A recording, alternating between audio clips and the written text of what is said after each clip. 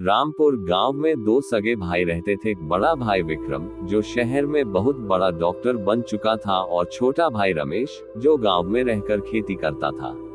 विक्रम को अपने पैसे और हैसियत का बहुत घमंड था। वह अपने गरीब छोटे भाई को बिल्कुल पसंद नहीं करता था। एक दिन जब बूढ़े पिता की तबीयत बहुत खराब हुई, तो रमेश अपने पिता को शहर के सबसे बड़े अस्पताल अपने बड़े भाई विक्रम के पास लेकर पहुंचा। अस्पताल के काउंटर पर विक्रम खड़ा था। उसने अपने छोटे भाई के मैले कपड़ों को देखा और साफ मना कर दिया, मेरे अस्पताल में फ्री में इलाज नहीं होता। पहले 2 लाख रुपए जमा करो, वरना इसे किसी सरकारी अस्पताल ले जाओ। रमेश ने अपने भाई के पैर पकड़ लिए, आंखों में आंसू भरकर बोला, भैया, बापू की सांसें अटक रही हैं। मुझे 2 दिन का समय दे दो, मैं जमीन गिरवी रखकर तुम्हारे पैसे चुका दूंगा। लेकिन घमंडी बड़े भाई ने सिक्योरिटी गार्ड्स को बुलाकर अपने ही सगे पिता और छोटे भाई को अस्पताल के बाहर फेंकवा दिया। अस्पताल की सीढ़ियों पर ही इलाज न मिलने के कारण पिता ने दम तोड़ दिया।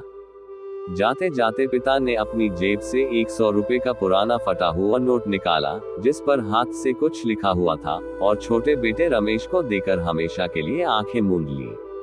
रमेश पिता की लाश से लिपटकर फूट फूट कर रोया और गांव लौट गया। बड़ा भाई विक्रम एक जानलेवा बीमारी ब्लड कैंसर की चपेट में आ गया। उसका सारा डॉक्टर का काम ठप हो गया और इलाज कराते कराते उसकी अपनी सारी जमा पूंजी खत्म हो गई। डॉक्टरों ने कहा कि अमेरिका से एक खास डॉक्टर आ रहा है जो इसका ऑपरेशन कर सकता है, लेकिन उसका खर्च 50 लाख रुपए होगा। विक्रम अस्पताल के बेड पर मौत का इंतजार कर रहा था, क्योंकि उसके पास अब फूटी कौड़ी भी नहीं बची थी। अचानक उस अमेरिका वाले बड़े सर्जन डॉक्टर ने आकर विक्रम का 5 घंटे लंबा ऑपरेशन किया और उसकी जान बचा ली।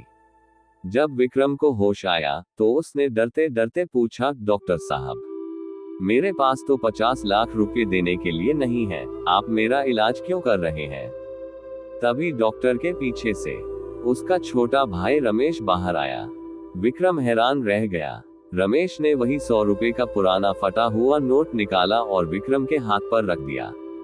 नोट पर पिताजी के हाथ से लिखा था, रमेश बेटा, अगर कभी तेरे बड़े भाई विक्रम पर कोई मुसीबत आए, तो अपनी पूरी जमीन बेचकर भी उसकी जान बचाना। वो तेरा बड़ा भाई है। रमेश रोते हुए बोला, भैया, बापू के जाने के बाद मैंने गांव की सारी जमीन बेच दी और दिन रात मेहनत करके इस बड़े डॉक्टर की फीस चुकाई, क्योंकि बापू ने मरते वक्त मुझे यही सिखाया था। विक्रम के पैरों तले जमीन खिसक गई। 50 लाख का